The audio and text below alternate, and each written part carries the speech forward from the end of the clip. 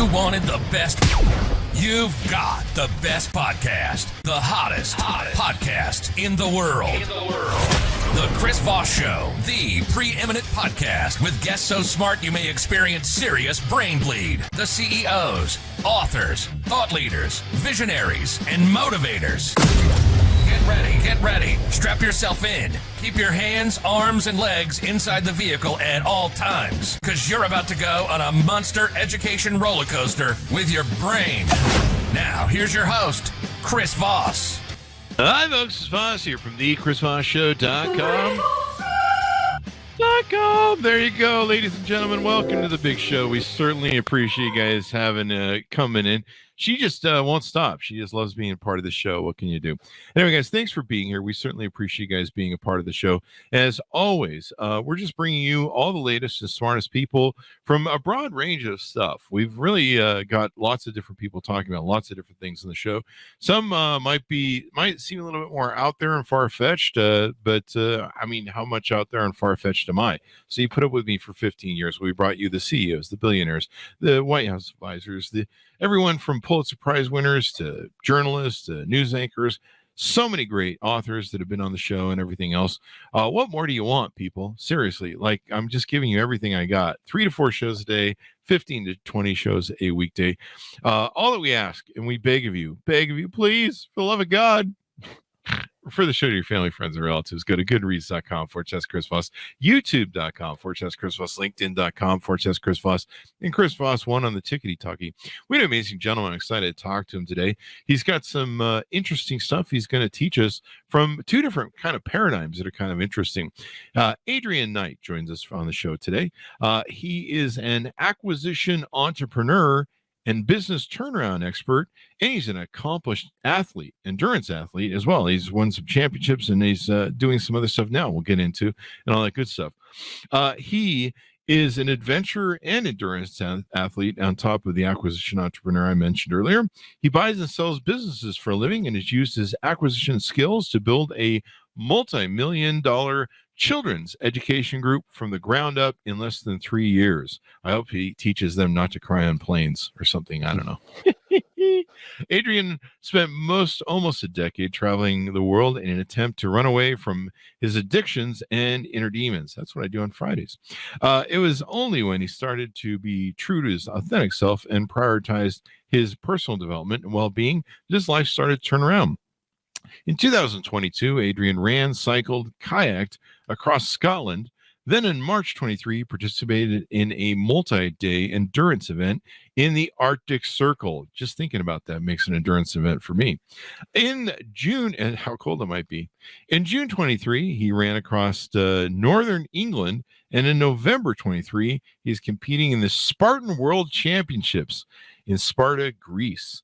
And in March 24, he's scheduled to be on a 14-day jungle expedition across Panama. This guy is on the run, but he stopped long enough to show up for the show. Welcome to the show, Adrian. How are you? I'm very good, thank you, Chris. It's wonderful to be here. We appreciate you taking time out of running from everybody. How many police officers are after you, sir? You're just on the run everywhere. Oh, I don't know.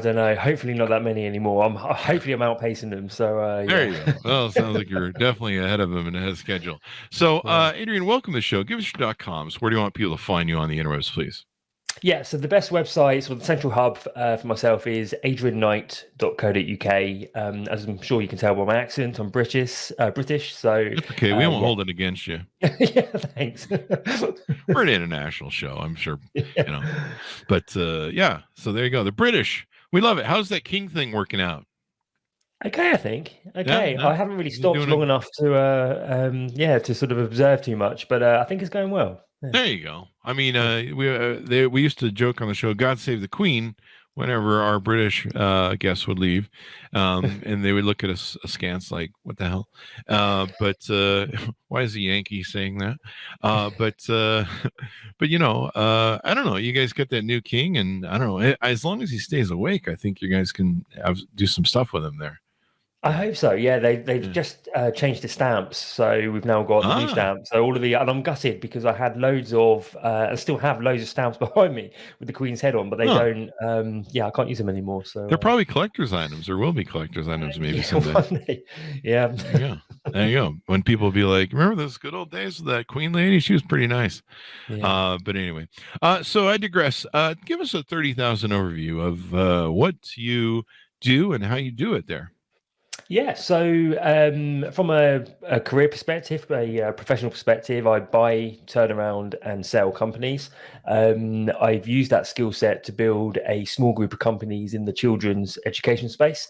Prior to becoming a dad myself, I had no knowledge of that sector, and it was purely becoming a dad that made me sort of realize I wanted to get involved in this whole new world that I was sort of encountering. On the other side of that, I'm very much into my sort of endurance events, and they've been getting a little bit more extreme. So I actually fly out to Athens tomorrow for the Spartan World Championships, and Wow. yeah, I just it's given a whole new dimension to my life. So what are you going to be doing in that event? Tell us how that event works. What are the activities in that event? Is it extreme eating? I don't know, buffet style stuff. What goes on there?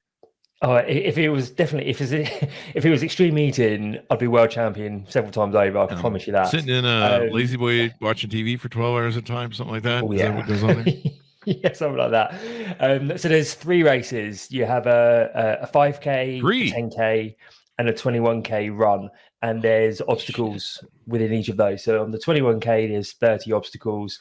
On the 10K, there's 25. And on the 5K, I think there's 15 obstacles. And I'm having an obstacle just thinking about doing it right now. Yeah, but I mean, it's great fun, but when you're doing it, well, it's great fun in hindsight. When you're doing it, it's a little bit, why am I doing this? But they have some cool obstacles. So one of the obstacles is like throwing a spear like an old Spartan. And if I'm honest, that's probably the reason why I do it, because yeah, it's pretty cool to throw. You really want to spear somebody. You got some enemies going on there. That's why I'm running. Yeah. So give them a spear. Yeah. Yeah. It's always good to be good at that spear chucking, because you just never know when shit goes full medieval and the zombies come. You can spear chuck, and the zombies are, if it's just it's full medieval, we're gonna go back to what is it, crossbows and spears. So it's a good talent to have, especially if you play like World of Warfare, or one of those medieval video games. It's good to have spear chucking down. That's it, and I've got my battle axe ready. So you got the battle axe. Is there an event for that too? Jesus. If there was, I'd be signing up for it. So, what motivates you to want to do these things? Like, what's wrong with you? No, I'm just kidding. What motivates you to want to do these things? I've always, fundamentally, I've just got a thirst for life. But what's sort of driving a lot of this was something that is actually a therapist I was seeing a couple of years ago said to me, which didn't go into any confidential details, but he said that he had a patient who was sitting on the same chair that I was sitting on at the time. And that patient said that their biggest regret in life was that they didn't use their body in every which way they could. And I sort of thought about that. I was like, that's interesting, because you normally hear about people saying, I wish I hadn't worked as much, or I'd spent more time with my family, or I'd stayed in contact with like school friends, etc. But I'd never heard anyone say, I wish I'd used my health in every way I could. That guy clearly didn't like his family then. No. He's like, I'd rather use my body. Screw that family bullshit. Yeah, exactly. I'm running away. But it really struck a chord with me. And I'd done some I've done like a marathon sort of quite a few years before, done a triathlon, and I just felt like, that something could happen. I don't hope it doesn't. But I didn't want to look back with all of these regrets about what I could have done, essentially. Yeah, you're only young once, and it's youth is wasted on the young, and it goes quick. You got to kind of have fun while you can, because you get to be my age, and people talk about doing these 21K things, and I'm just like, the only 21K I'm eating is calories. So there's about that. So speaking of your therapist, let's talk about your journey. Were you always this way? Were you always active and busy? Tell us about your life's history, because I think you went through some stuff there. Yeah, I mean, when I was 15, I was extremely overweight. You know, I was obese, and yeah, like I was yeah, but I was really overweight, and it impacted my life as you know, certainly as like a 15-year-old in a very big way. And we was on holiday up in Scotland actually, and I walked past a mirror one day as we were just sort of going out, and I sort of caught a glimpse of myself in the mirror, and I just saw this person staring back at me. I was like, that's not me. And it was a real, like, really stopped me in my tracks. I was like, this person staring back at me is like, that's not me. Like, there was a complete mismatch of identities there. And very, like, shortly after that, like literally within a couple of hours, I made a decision that I was going to do something about my weight. And that started a journey really where I lost quite a lot of weight over a period of a year. At that point, so I was 16. I was starting to get more attention from girls, which was the first time ever, and I was starting to find myself more socially, like with friends, and more socially out there. And that started a journey. But throughout my 20s, my weight oscillated a lot, so I never went back to certainly like the weight that I was, but it was constantly up and down.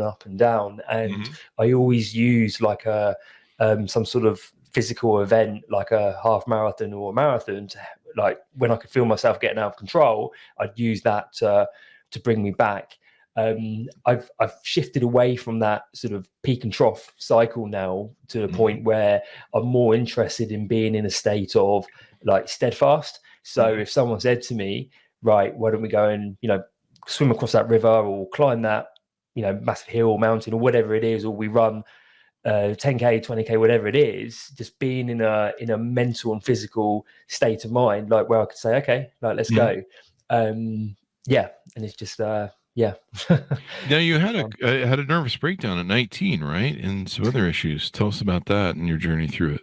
Yeah, so I just come back from backpacking Europe. So I backpacked Europe when I was 18, done 12 countries. It's by far the best time of my life, and I came back on a real high. I started a apprenticeship working as a bricklayer. I just got into my first real relationship. So life, you know, certainly on paper, should have been fantastic, but within 6 months, I'd had I was like really declining, like mentally, and in under the 12 months, I've sort of went to the doctor saying I don't know what's wrong, but I literally I just don't know what's wrong. And they said, well, you're having a nervous breakdown, which was astonishing to me. It was the last thing I expected them to say.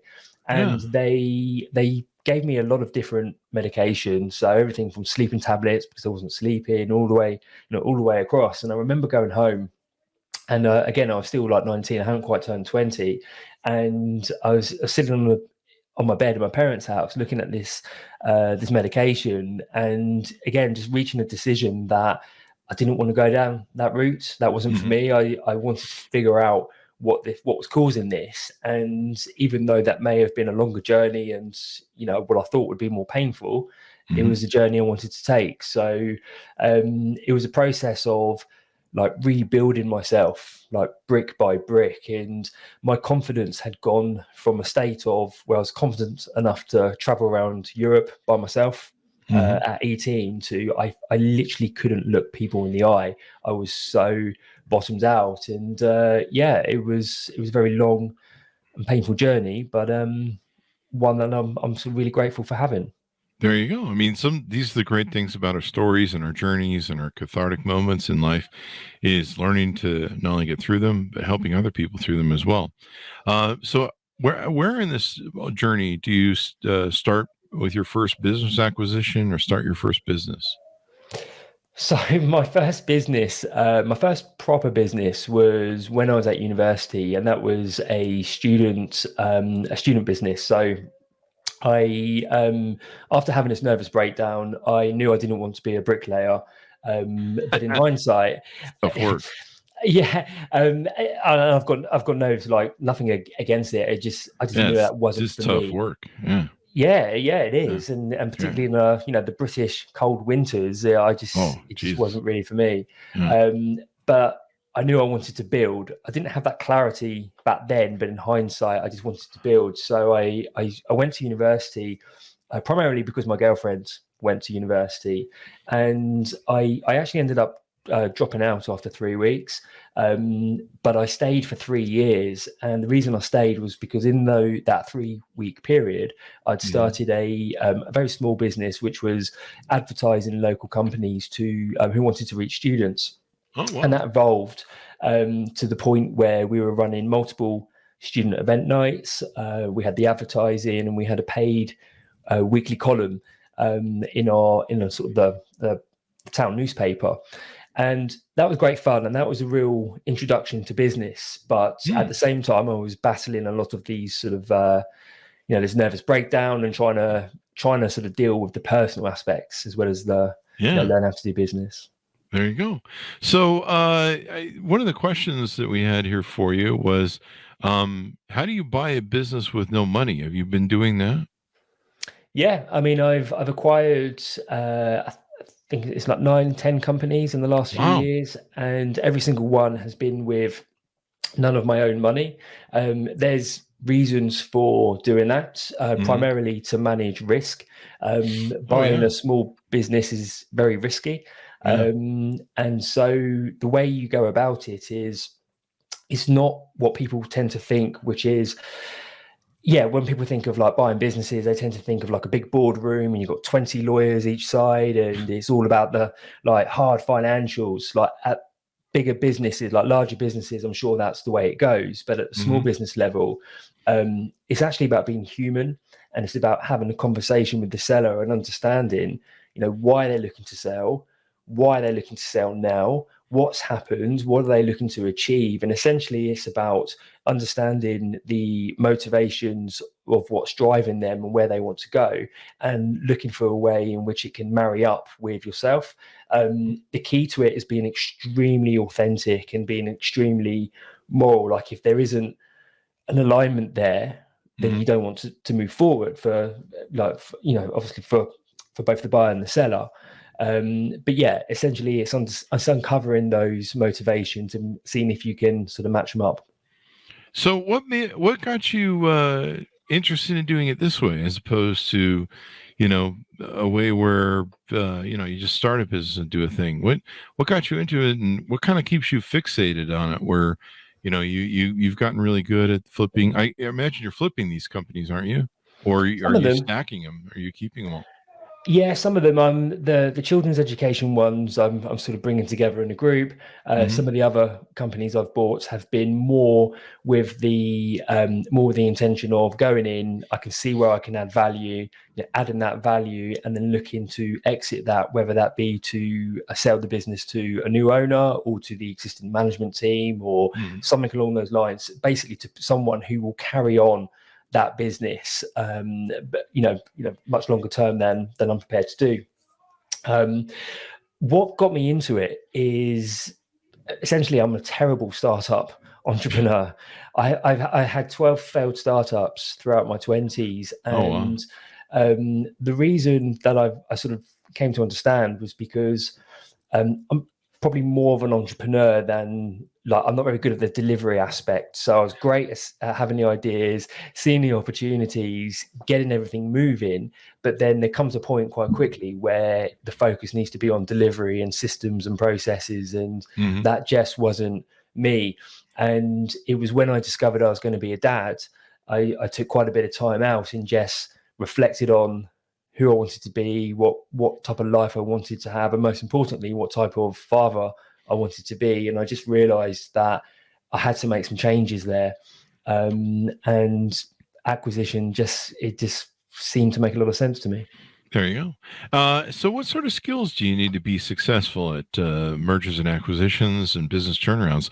And talk to us a little bit about, have you had to turn around some of these companies where they bottomed out and you were buying them on, discount because they were hitting the wall, and you had to, make them run again?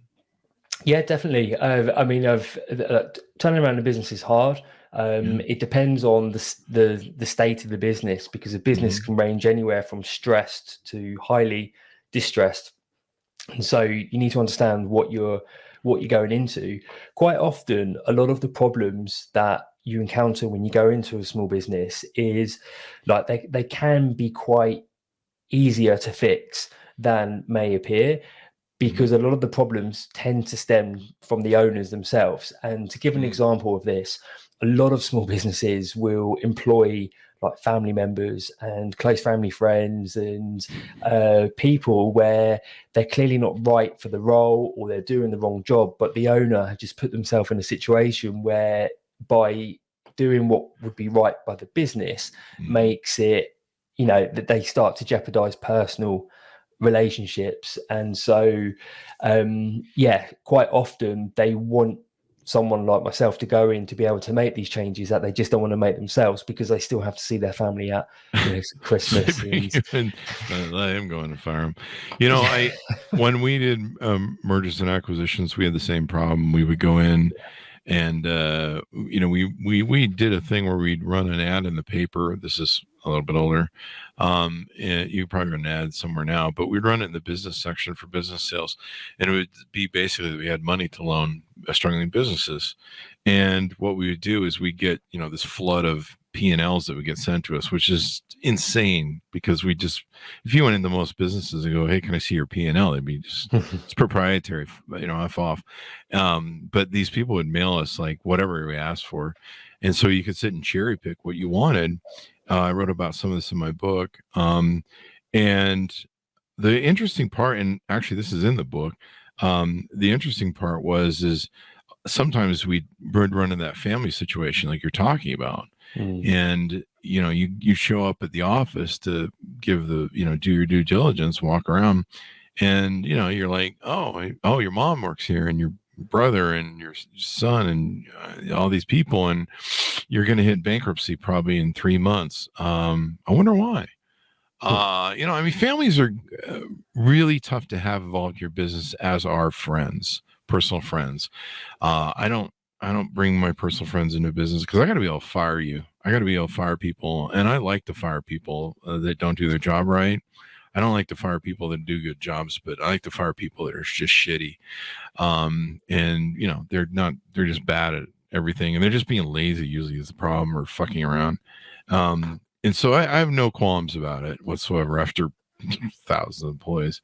But yeah, I would sit and give them an offer, and I'd be like, but here's the deal. And they'd always be like, so what about my family? Can guarantee that you don't lay off my family and me? I want to stay on. And I'm like, no, number one, you have to go because you're part of the problem. So we're going to give you some money to hit the road.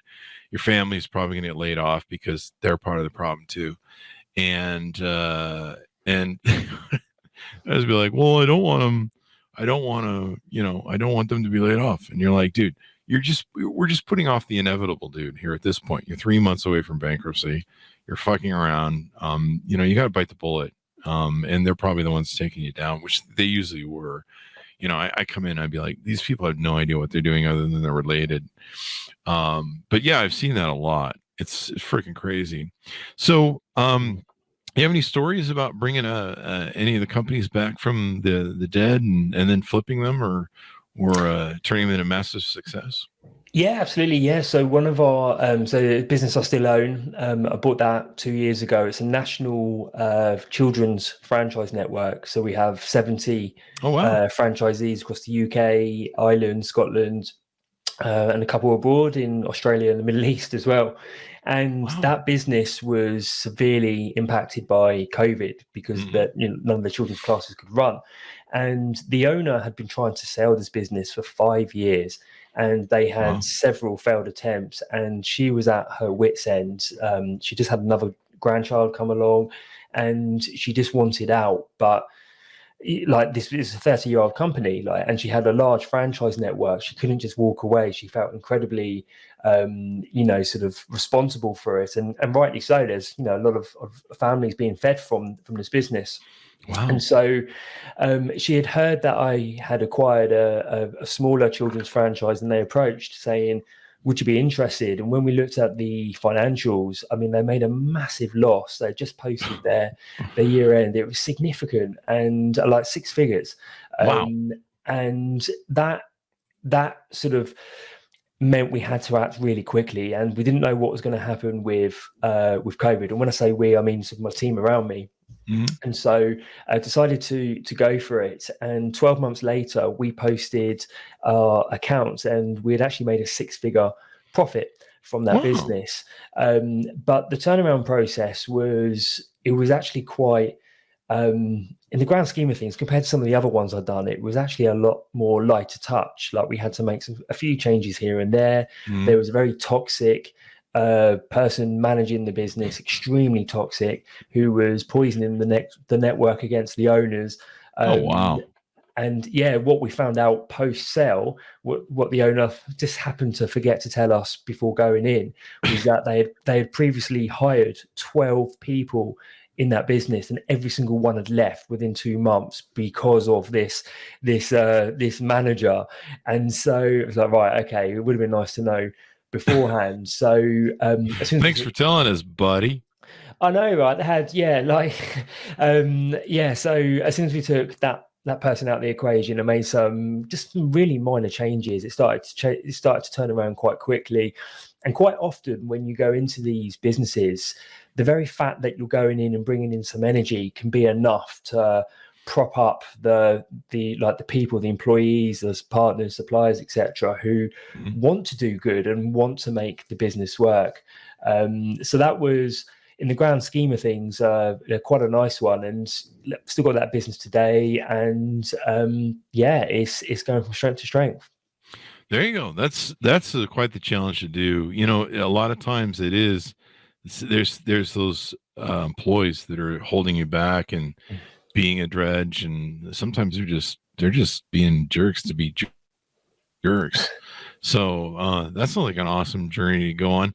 I thought I had lined up to ask you about that organization, and I thought you'd start as a charity, but you actually picked it up in acquisition, the Children's Education Group. Then it was so the Children's Education Group has been built entirely from acquisition, but that was a very nice one. I've had some my last acquisition, I bought the business off a gentleman. He was one of 2 brothers.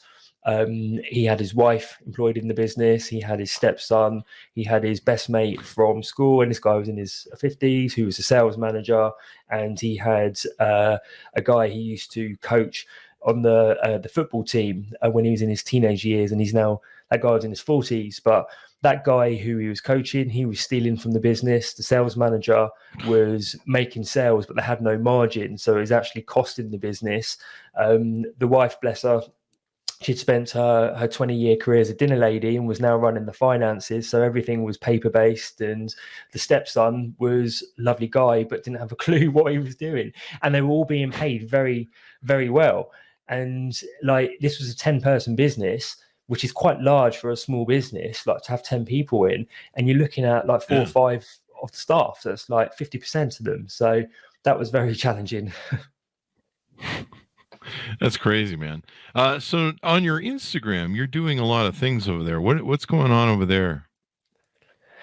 Yeah, I mean, I'm very blessed to, because of the role I play in the acquisitions, I intentionally keep myself out of the day-to-day aspects of business. So I'm far more involved in the strategic side, and essentially employ people much better than me to go in and deliver. So I have quite a lot of bandwidth, and I've been using that bandwidth to participate a lot more in endurance events, and just try all these different parts of life that I wanted to try, but also to help people who may be in a situation like I was previously in, if they're struggling with alcohol or addictions or various sort of vices or things that are holding them back, and just to help them just get on the right path, really. And that's been incredibly fulfilling, like really, really fulfilling. There you go. So I know your website is coming up soon. You're making some changes to it. What are going to be the offerings on your website? What are people going to be able to take advantage of? Yeah, so there's going to be two core offerings. The first one that's already live on my Instagram, which is essentially mindset and like life coaching, and that's very much focused around like habits, fitness, and nutrition, and using the three combined to put you into a far more like higher version of yourself. I've got a small group of clients who I work with, and it's like been very transformational for them, and it's something I live by day, very transformational for me as well. And that's more like the personal development side. And on the business side, I am currently working with a small group of people who want to learn how to buy businesses, but I'm particularly interested in working with sellers, people who might be looking to sell their business at some point down the line, helping them to position their company and to get as much value as they can out of it. And that's purely stemmed from the fact that I've looked at so many, like hundreds and hundreds of small businesses, and it's really heartbreaking to see or to speak to an owner who spent 20 years building their business. They have their whole retirement tied up in this, and they're just completely not ready, and they won't get a tenth of what they think they're going to get. And I just want to help some people there. Definitely. It's you can run a great business for a long time, and it can seem like everything's going really well. And, you can go 10 years down the road and suddenly the market changes and the world changes and everything kind of gets turned upside down. And then you're like, hey, what's going on with this? And, it's sometimes sad because, I ran, our longest running company was like 20 years, and then came the 2008 mortgage crisis, and it was a mortgage company. I built companies I thought I would have for a lifetime. And there's some times where, especially with great recessions, that it just all gets taken away from you. And sometimes you can save companies, you can bring them back. Sometimes you can put the work in and change them. You just never know. But being able to save them, definitely, and being able to have that skill set. How do you, with what you do in your life, in the athletics that you use and the development of yourself, your core strengths and improvement? I noticed there's a picture of you on Instagram here with David Goggins. I read his books, and he's an extraordinary man, not only from his masochistic abusive exercise, but also his discipline and determination. Sometimes I read his book and I'm like, Jesus Christ, dude, what happened to you? But God bless him. He can kick ass and take names. And, he can run around the block by the time I get up out of my lazy boy recliner. So, he's got something on me. I think he's my age too, which is really shameful. When I see his videos, I'm like, geez, that guy's my age, and I'm getting tired just watching him. But how do you transform some of these sort of things that you use to be disciplined in your exercise and your these achievement things that you're on, and how does that play in your personal life and your executive life? Yeah, in a very big way. So the big changing point in my life, and I always say this is like the secret sauce, like to anyone listening, like this is really it, was when I started to create some time and space in my life to focus on me. So the way I done that was by getting up earlier. And I started by getting up 15 minutes earlier and simply just having a cup of tea, because I'm British and I like my tea. And just having, like, before any emails, any social media, family still asleep, just that time for me. And in a very short period, I started to notice that I was feeling better, and it was having an impact as I sort of went into my day. Then I thought, well, this is cool. Why don't I make it half an hour earlier? But I use that sort of extra time to read 10 pages of a book. And again, it started to have more and more impact. And I just kept going from there. So I started off by getting up about 5:45. I now get up at 4 a.m. every morning, and the first 3 hours of the day is purely for me. I read, I journal, I visualize, I meditate, and I work out. And what has happened is, whereas before I was getting up as a level 2 version of myself, a level 3 version, I still get up as a level 2 or level 3 version, but I spend the first part of the day like priming myself. So then when I come back from the gym and I walk through the door and I see my 4-year-old daughter and I see my wife and I'm starting to think about my day, I'm more like a level 7, level 8 version of myself. And that has had a very profound impact, because what it's done is meant that I'm going into like my working life, my personal life, and I can see things clearer, and I've got more confidence to be able to like follow through on any decisions I make. And that really, in a very short period of time, just turned my life around in so many ways. And I've helped to sort of guide people on applying a very similar philosophy in their lives, like doing this with some of the people that I work with and seeing some of the changes they've had in such a short period. It's been really eye-opening. Like, this stuff is powerful, and it's so accessible to anyone, and it costs nothing. Like, it's just the willingness to get up sort of 15-30 minutes earlier. And so anyone who might be struggling, I always suggest, like, that's the place you have to start. You have to create a bit of time for yourself. There you go. I like this morning thing. I didn't used to do a morning thing, and I started doing one this year, going out and sitting in the vitamin D sun, spending time with my dogs, starting my circadian rhythms, and having just more time in the morning instead of just waking up, hit the bell, and you're like rush, open the emails, instead of pacing myself and taking myself down the road and going, hey, I'm going to get to everything else when I get to it. We're going to have this peaceful sort of thing. I remember watching Jeff Bezos.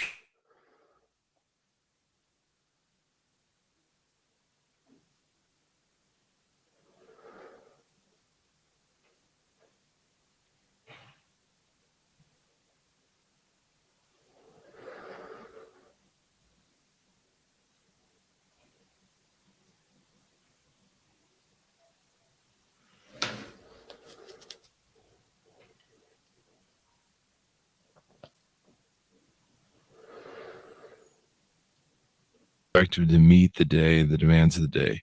You feel less you feel less being you're not being pushed or browbeaten all day long. Like, you're just being attacked by everything sometimes, and you're just trying to sometimes react to stuff, where if you lay that foundation in the morning of taking your time and peace. And I love, like, going to the gym at 4 a.m. because no one's there. Like, it's just me and maybe like a couple other people. And then it's a giant gym, and I have the whole place to myself. And so I can wander around. I can just kind of be peaceful. I don't have to wait for stuff to get on or off it. I have to put up with stupid people running around me. I can just kind of enjoy the gym. I can go in the jacuzzi or the sauna, and, I've got some peace. If I go there when it's busy, there's always some idiot in the sauna wanting to talk. And you're like, do you understand this is kind of a meditative area? Like, I don't want to hear your life story. Like, God, especially your life, buddy. Like, I'm not even sure why you're telling anybody about it, because it's awful. But, and so I like going in those quiet moments. But yeah, I've kind of learned that laying that foundation, having that quiet time, and building on that just makes a whole difference in your whole day. It's huge, and I never fully appreciated how big an impact this was having until I stopped doing it. And so it was last October, we went on a week-long family vacation, and it was really nice a vacation. And the whole trip I felt terrible, and I couldn't understand why. Like, we're in these lovely surroundings. We've got my 3-year-old daughter at the time, my wife, like life couldn't be better. I just made an acquisition. So I really felt everything across the board was fantastic. And yet I felt awful, and I just couldn't put my finger on it. And it was the day before we came home when I woke up, and I was like, I get it. I understand why I'm feeling like this. It's because I haven't done me. I haven't taken the time, because I was waking straight up and going straight into dad mode, even though he was in his lovely surroundings, straight into dad mode. And I hadn't done me. And that's what I had struggled with, particularly after like months and months of always having this this time sort of set aside every single day, 7 days a week. And that just cemented it for me. And that, if anything, sort of evolved to, I think at the time I was getting up about 5 a.m., maybe 5:30. And I was like, I want more time for me. What impact would that have? And yeah, it's just been sort of evolving ever since. There you go. So give us your final thoughts as we go out and pitch the audience to reach out to you, work with you, and et cetera, et cetera. Yep. So I love working with people who are looking to improve their lives, people who may have a sense that they've got a lot more in them, but don't quite know how to access that. I've already worked with people in sort of various situations, whether they're actually like combating addictions or whatever, all the way through to life's pretty good, but I want it to be great.